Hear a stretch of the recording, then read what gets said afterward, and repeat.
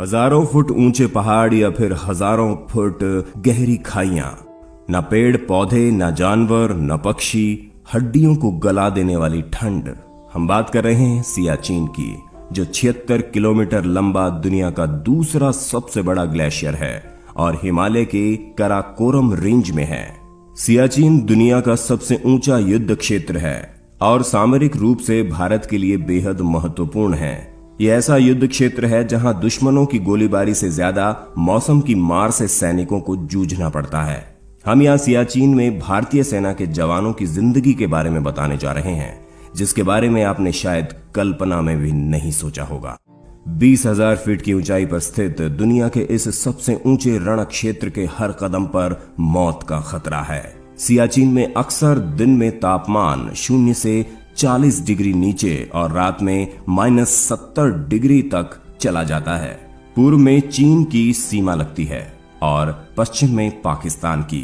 आए दिन होने वाले हिमस्खलन, मेटल बाइट, अत्यधिक ऊंचाई पर होने वाली बीमारियों के साथ सांस उखाड़ने और हड्डियां गला देने वाली बर्फबारी के बीच ये हमारे अदम्य साहसी जवान ही है जो अपनी आंखों की रोशनी जाने या शरीर के अंगों को खोने की परवाह किए बिना सीमा की रक्षा करते हैं। लांस नायक हनुमन थप्पा, जो आपको याद ही होंगे, जिन्हें हिमस्खलन के 6 दिन बाद बर्फ के नीचे से जिंदा निकाला गया था, लेकिन बाद में वो भी जिंदगी की जंग हार गए थे।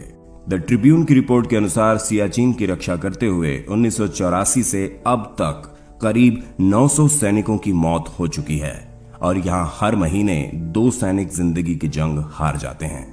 सियाचिन ग्लेशियर में भारतीय फौज की करीब 150 पोस्ट है, जिनमें करीब 10,000 फौजी तैनात रहते हैं।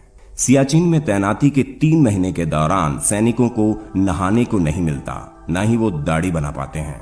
हर रात अपनी चौकी के सामने से उन्हें बर्फ हटानी पड़ती है, क्योंकि बर्फ नहीं हटाई जाए तो बर्फ के दबाव से जमीन फटने का खतरा रहता है।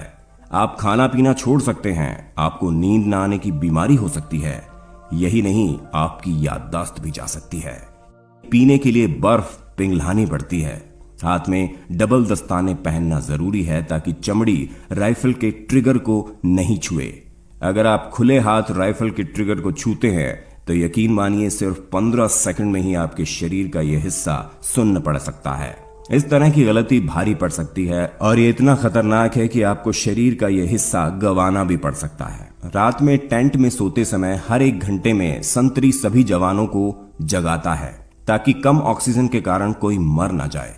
पेट्रोलिंग पर जाने वाले सैनिक एक के पीछे एक लाइन में चलते हैं और एक रस्सी सबकी कमर में बंधी होती है। कमर में रस्सी इसलिए बंधी होती है क्योंकि बर्फ कहां धंस जाए इसका पता नहीं रहता और अगर कोई एक व्यक्ति खाई में गिरने लगे तो बाकी लोग उसे बचा सकें। हालात इस कदर खराब होते हैं कि आप यहाँ ठीक से बोल भी नहीं सकते। यहाँ टूथपेस्ट भी जमकर बर्फ बन जाता है। अब आप समझ गए होंगे कि सियाचिन में रहकर ड्यूटी करना कितना मुश्किल और तकलीफ देह है। सियाचिन में बर्फीला तूफान करीब 3 सप्ताह तक रह सकता है।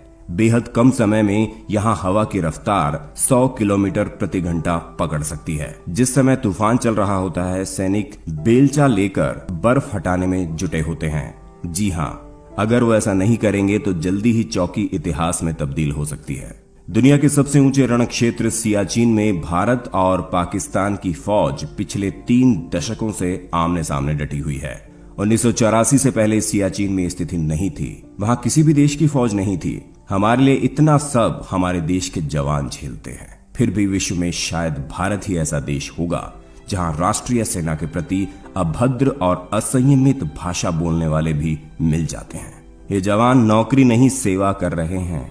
इसलिए हमारा आपसे अनुरोध है कि चाहे इस वीडियो को लाइक या शेयर ना करें, लेकिन हमारे देश के सैनिकों का सम्मान सच्चे दिल से जरूर करें, क्योंकि वो अपनी जान हर पल खतरे में डालकर वहां तैनात रहते हैं ताकि हम चैन की नींद सो सकें। किसी गजरे की खुशबू को महकता छोड़ आया हूँ, मेरी नन्ही सी चिड़िया को चहकता छोड़ आया हूँ।